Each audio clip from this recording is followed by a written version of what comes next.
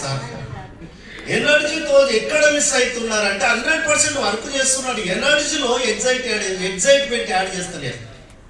Excitement ఏంటంటే చూడండి, కొత్తగా ఎవరు వచ్చారు? కొత్తగా సార్ మీకు గుర్తు పేరు రామకృష్ణ సార్కు వాళ్ళ డాడీ ఏం చెప్పిండంట, అరే రామకృష్ణ సికింద్రాబాద్లో గద్వాల్ ఇది గద్వాల్ రైల్వే స్టేషన్లో మీ నాయనమ్మ దిగుతుంది, 4 గంటలకు పికప్ చేసుకోపోరు ఆయన అని వాళ్ళ నాయన అన్నాడు. రామకృష్ణ ఎంత పిక్ లేస్తుంది అంటే సరి ఈ ముసందేంద్ర ఈ టైంలో వస్తుంది, ఇంత తిప్పలు పెడుతుంది హైదరాబాద్ అని వాళ్ళ నాయన కొంచెం ఎగ్జైట్మెంట్ ఇచ్చింది. ఏమిచ్చిందంటే రామకృష్ణ 4 గంటలకు మీ నాయనమ్మ వస్తుంది, మీ నాయనమ్మతో పాటు మీ మరదలు కూడా వస్తుంది అంటే ఎగ్జైట్మెంట్ కావాలి. అందుకే చెప్పినా సైదయ్య సార్ ప్లాన్ చెప్పుతుంటే ముఖమాట మార్చుకొని చెప్పకు, మీ పాతలు ఎవరు గుర్తు చేసుకో, ప్లాన్ సక్సెస్ అంటే నేను ఏమంటున్నా అంటే ఎక్సలెంట్ లీడర్ 84,000 టీములో అత్యంత ఎవరిని అంటే ఎఫెక్ట్ అనుకుంటారని సైదయ్య సార్ని ఉదాహరణ తీసుకున్నా. మా టీంలో అతి భయంకరంగా అతి షార్ట్ టైంలో అద్భుతమైన సబ్జెక్ట్ చెప్తున్న గ్రేట్ లీడర్ సైదయ్య సార్ గారి. రెండో రోజు ఖర్చులు పెరుగుతున్నాయా తగ్గుతున్నాయి సార్? ఖర్చులతో పాటు ఇంట్లో ఎందుకు చేయాలి వ్యాపారం క్లారిటీ ఇస్తున్నా. ఫస్ట్ రీజన్ తెలిసింది. సెకండ్ రీజన్ రోజు ఖర్చులు పెరుగుతున్నాయా తగ్గుతున్నాయా? ఖర్చులతో పాటు ఇన్కమ్ కూడా పెంచుకుందామా, ఇబ్బందులు పడితే ఇట్లే ఉందామా? పెంచుకోవాలంటే మీ చేతిలో నా చేతిలో ఏమైనా ఉందా? తెలంగాణలో ఒక సామెత ఉందంట, ఎగిరెగిరి దంచిన అదే కూలి, ఎగరకుండా దంచిన అదే కూలి. నీ పర్ఫార్మెన్స్ ఎంత చూపెట్టినా బయట నీ బాస్ ఎంత కేటాయిస్తాడో అంతే వస్తుంది జీతం, అంతకు మించి ₹1 ఎక్కువ రాదు. ఈ వ్యాపారంలో నీవెంత చూపెట్టుకుంటే అంత వస్తుంది. ఆ ఖర్చులు ఎట్లా పెరుగుతున్నాయో నీకు తెలిస్తే కదా పెంచుకోవాలన్న ఆలోచన వస్తుంది. ఏం చేసిన సర్వే కాదు, ప్రపంచ హార్వర్డ్ యూనివర్సిటీ వాళ్ళు సర్వే చేసిండ్రు. సర్వేలో సత్యాలు తెలుసుకున్నాక నిజం చెప్తున్న మిత్రమా, నిద్ర పడతలేదు రాత్రి పూట. ఏంటా సర్వే? ఒక సామాన్య మానవుడు, మిడిల్ క్లాస్ వాడు, మధ్యతరగతోడు బతకాలంటే నెలకి ఎన్ని డబ్బులు ఉంటే సరిపోతాయి. మనం పుట్టక ముందు ఒక సర్వే చేశారు, ప్రజెంట్ ఒక సర్వే చేశారు, ఫ్యూచర్ రుచులని ఇప్పుడే చేశారు. ఏంటా సర్వే? 1940వ సంవత్సరంలో ఒక ఫ్యామిలీ బతకాలంటే అప్పట్లో నెలకు ₹10 ఉంటే సరిపోయేదంట. బట్ట పొట్ట తిండి రోటీ కపడా మకాన్ మనం ముట్టలేము, మనకు తెలియదు. ఇదే కుటుంబం 1960లో బతకాలంటే ఓ ఇంటి ఖర్చు ₹100 అయింది. ఇది అయితే కదా మన పెద్దలు చెప్పేవాళ్ళు ₹100 వస్తే అంగడి సామాన్ మంచిగా వచ్చేదని. ఇదే కుటుంబం 1980లో బతకాలంటే ఓ ఇంటి ఖర్చు ₹1000 అయింది. 2000 లెక్కల ప్రకారం తీసుకుంటే 10,000 లేని ఏ సంసారాలు సాగుతలేవు. నిజమా కాదా? 10,000 లేని కుటుంబాలు కూడా బతుకుతున్నాయి కదా సార్ అనొచ్చు. ఎన్ని బాధలు అనుభవిస్తూ బతుకుతున్నారో చుట్టుపక్కల చూస్తే అర్థమవుతుంది. ఇక్కడ గమనిద్దాం మిత్రమా, 40కి 60కి ఎన్ని సంవత్సరాల గ్యాప్ ఉంది? 20 సంవత్సరాల గ్యాప్లో ఒక 0 పెరిగింది. 60కి 80కి 20 ఏళ్ళ గ్యాప్ ఉంది, ఇంకో 0 పెరిగింది. 80కి 2020 ఏళ్ళ గ్యాప్ ఉంది, ఇంకో 0 పెరిగింది. నిజమాబోధమా? ఇదే లెక్క ప్రకారము 2020కి 20 ఏళ్ళ గ్యాప్లో ఒక్క 0 పెరిగితే ఎంత అవుతుంది సార్? ₹1,00,000. ఇది ఇంటర్నేషనల్ స్టాండర్డ్ గా పెరుగుతుంది. నేను వెచ్చస్తున్నా కాదు. చారాను నాకు పెట్టే రూపాయి ఉన్నది ₹2 కావాల్సిందే, లేదంటే ఆర్థిక మాన్యం చాలా దెబ్బతింటది.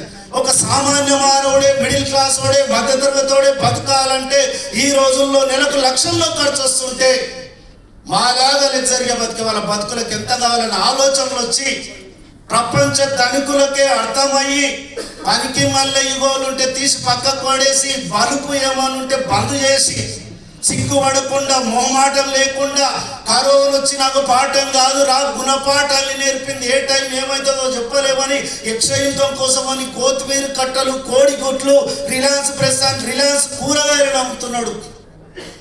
టాటా తనకి ఏం తక్కువైంది? స్వర్గదీయుడు క్లాప్స్ ఇవ్వచ్చు. నీళ్ళ ప్యాకెట్ల ద్వారా, ఉప్పు ప్యాకెట్ల ద్వారా, గుండు పిన్నుల ద్వారా సంపాదిస్తుంటే ఒకటే ఇన్కాని పట్టుకొని ఎందుకు ఆలాడుతున్నావు? సీనియర్ స్టార్స్, క్రికెట్ స్టార్స్ కోట్లు వస్తున్నా కూడా అడిషనల్ ఇన్కమ్ కోసం అడ్వర్టైజ్మెంట్లు ఇస్తున్నారు. ఒక కోటీశ్వరుడే ఎక్స్ట్రా ఇన్కమ్ ఆలోచిస్తుంటే నువ్వు నేను ఆలోచిస్తే తప్పేంటి? మహేష్ బాబు ఉన్నాడు, కంసా దాగి గుట్టమీరికి వెళ్ళి ఆ గుట్టమీరికి దుక్కుతాడు. మన దాగితే దుక్కుతామా? పచ్చవద్దమది ఐశ్వర్య రాయింది, నా శరీర సౌందర్యం లక్ష అంటది. లక్ష వాడినందుకు అందంగా అయినా అందంగా నాకు ఆడిస్తుందా? అబద్ధాలు చెప్పి లక్షల కోట్లు సంపాదించడానికి వాళ్ళే సిగ్గుపడతలేనప్పుడు పచ్చి నిజాలు చెప్పి నీవు ప్రయోజకుడవుతూ నీ అనుకునే మిత్రులు ఎంతో మంది ఆర్థికంగా ఇబ్బందులు పడుతుంటే అవకాశం ఇచ్చి ఆదుకుంటే తప్పంటారా, పాపం అంటారా, మోసం అంటారా? అర్థం చేసుకోవాలి. ఇవేమి పని చేయకపోయినా 2040 సంవత్సరం వస్తుందా రాదా? ఆ 20 ఏళ్ళు ముందర కోదం నీ ఇన్కమ్ ఎంత పెరగాలి? 10 లక్షలు కావాలి. నిజంగా నీవు చేసే పనిలో 10 లక్షలు వచ్చేటట్లుంటే అదే చేసుకో. వస్తలేదంటే ఒక అవకాశం వచ్చింది వాడుకో. అదృష్టం అనేది ఒకటేసారి తలుపు తడుతుందంట, దురదృష్టం అనేది తలుపు తీసే వరకు తడతనే ఉంటుందంట. ఇప్పటికే 20,000 అయిపోయింది, ఎప్పుడు తీద్దాం అనుకుంటున్నావు చెప్పు తలుపులు అంటున్నా. ఈ బిజినెస్ నువ్వు తప్పించుకోవచ్చు, నేను తప్పించుకోవచ్చు, ఎవరో ఒకటి చేస్తాడు, సక్సెస్ అయితే నో ప్రాబ్లం. నీవు నేను తప్పించుకున్నంత మాత్రాన ఈ లక్షలనే ఖర్చుల నుంచి తప్పించుకుంటామా? మనం తప్పించుకున్న మన పిల్లలు తప్పించుకుంటారా? అవకాశం ఉండి కూడా నీవు వాడుకోకుండా పోతే నీ పిల్లలకు పాపం చేసిపోయినోడు అవుతాం. ఎన్నోసార్లు తిట్టుకున్నాం, మా తాత గట్ల చేసింటే గిట్లు ఉండకుంటే, మా నాయన గట్ల చేసింటే గిట్లు ఉండకుంటే. తెలిసో తెలియక వాళ్ళు తప్పు చేసి తెలుసుకొని జాగ్రత్త పడితే తప్పేంటి? పిల్లలంటే గుర్తు వస్తుంది. ఎంత బీదవాడైనా నాలాక నా పిల్లలు బతకకూడదని ప్రైవేట్ స్కూళ్ళల్లో చదివిస్తున్నారు. మంచి కాన్సెప్టే, ఉద్యోగాలు వస్తాయంటారు పిల్లలకు. నీ పిల్లలకే కాదు నా పిల్లలకు కూడా రావు. ఎందుకంటే ఇది పోటీ ప్రపంచం, కాంపిటీషన్ ప్రపంచం.